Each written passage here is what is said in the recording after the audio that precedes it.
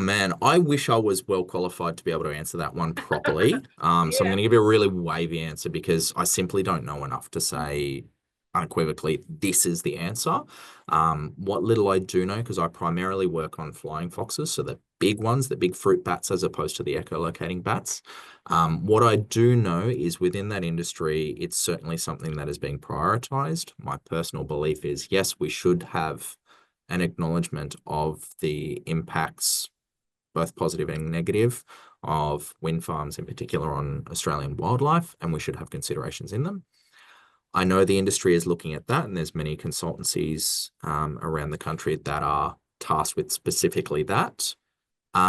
It's not necessarily the driving force because, and it's the same in the airport industry as well, Yeah. is bird strikes and bat strikes mean millions of dollars worth of equipment gets broken, which for the companies means loss of profits, loss of revenue, or planes dropping out of the sky, which is worst case scenario. So they're certainly looking at it in terms of a hazard reduction because that's their best interest.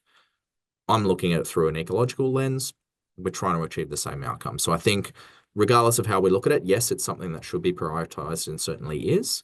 Um, I am familiar with some mechanisms, for instance, that there are certain times of the day where the wind blades are stopped or slowed, and programming that in. For instance, at the dawn and dusk fly in and fly out would be a logical time for flying foxes.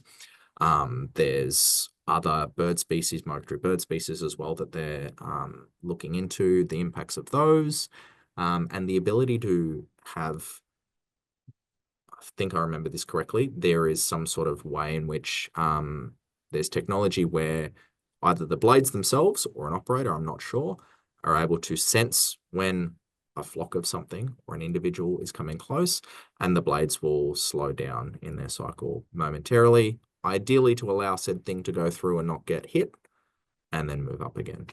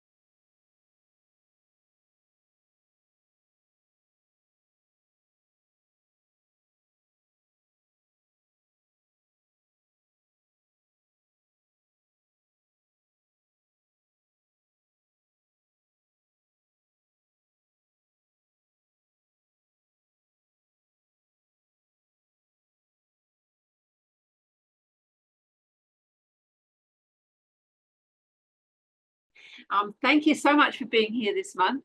I will make this video available for everybody, so it'll be on my YouTube channel. It'll be available on social media as well, so feel free to share it, and feel free to welcome other people into this little group here as well for our next month. I won't tell you yet who the speaker is going to be because it's not 100% certain, but it's pretty close. All right, so enjoy. Thank you, Tyron, so much for being here. Thank you, everybody else. We'll see you soon. Kindly.